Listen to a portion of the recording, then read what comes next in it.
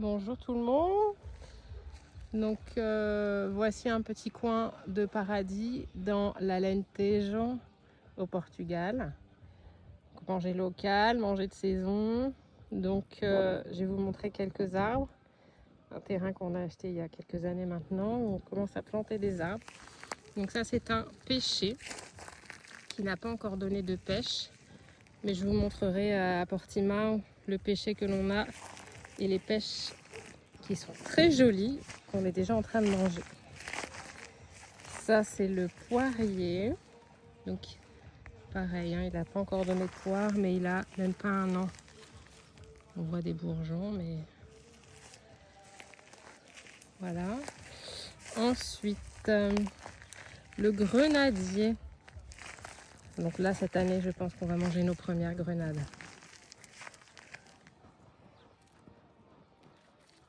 Peut-être une petite vingtaine. Donc là, on va se régaler. On va faire le plein d'antioxydants bio. Comme ça, cru dans les salades. Là, on a les amandes. Donc j'en ai cueilli un peu hier. Elles sont prêtes. On voit qu'elles commencent à s'ouvrir. Donc celles que j'ai cueillies, j'ai enlevé donc la première couche des amandes. On voit.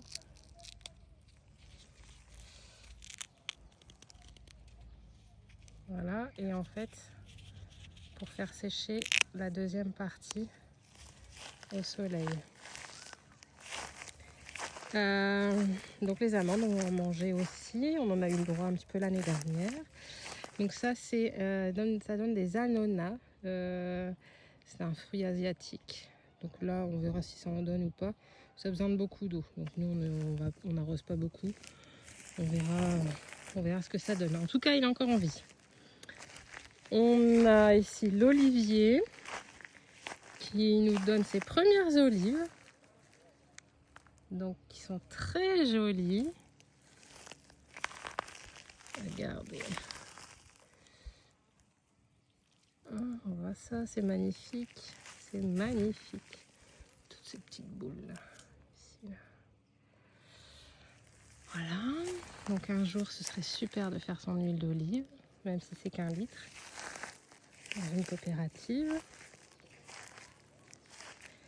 Ensuite, nous avons le figuier qui s'est bien étendu. Et pareil, là, on voit bien les figues qui poussent. Donc, fin du mois, je pense qu'on va pouvoir manger des figues. Donc, il est tout petit, mais il est déjà assez généreux. Voilà.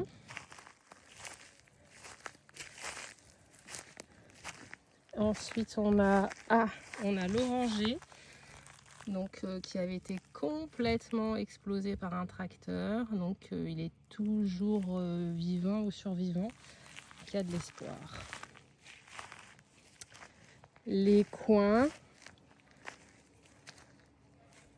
qui commencent déjà pareil. On va pouvoir se faire des petits coins au four.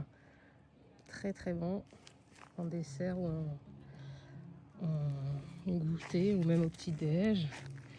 Parce qu'il commence à avoir pas mal de fourmis là-dessus. Il va falloir que je mette un peu de savon noir. Ou ici, savon bleu. Le citronnier. Donc, il me semble que celui-ci, c'est le citronnier et l'autre que c'est l'oranger.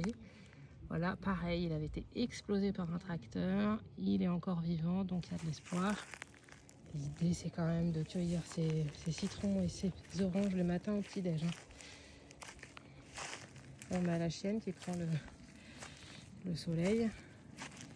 Et le bougainvillier, qui n'a plus de fleurs pour l'instant, parce qu'il a dû avoir bien chaud. Mais on va remédier à tout ça. On a aussi un olivier sauvage, qui n'a pas du tout les mêmes feuilles que l'olivier qu'on a planté. C'est assez intéressant. Les feuilles sont plus petites, plus vertes, plus foncées. Et on l'arrose pratiquement jamais, quoi. Donc pour les autres arbres, on a un système de goutte à goutte que parfois on allume. Et pour celui-ci, pas du tout. D'ailleurs, de toute façon, il a été sauvage. Donc, il a poussé là où il avait envie. Donc, il y a plein d'oliviers en face. Hein, donc, peut-être un animal qui a mangé des olives, qui a fait caca, qui a planté une olive ici. Ça poussait tout seul. Et là, on voit bien les feuilles beaucoup plus petites, beaucoup plus foncées. Et on voit qu'il est puissant, quoi. On sent la puissance de l'arbre, la force de la nature. C'est impressionnant. Après, tout au bout du terrain, on a deux lauriers roses. Donc là, qui ont soif aussi. Donc on va leur donner un peu d'eau cette semaine où on est en vacances. Les fleurs sont sèches, mais les feuilles sont encore plutôt bien. Donc ça devrait aller. S'ils survivent au mois d'août, ce qui a l'air, ça devrait aller. Ils devraient continuer à pousser. L'idée aussi, c'était d'avoir la vue au loin sur des lauriers roses, qui est magnifique, qui sont aussi des liens de protection naturelle, hein, pour que les animaux ne rentrent pas chez nous et qu'on puisse manger nous-mêmes nos fruits et pas des oiseaux. Donc voilà en tout cas pour tout ce qui est tout ce qui est chez nous, des fruits de saison dans ce magnifique paradis de l'Alentejo, où il fait 37-38 degrés en ce moment.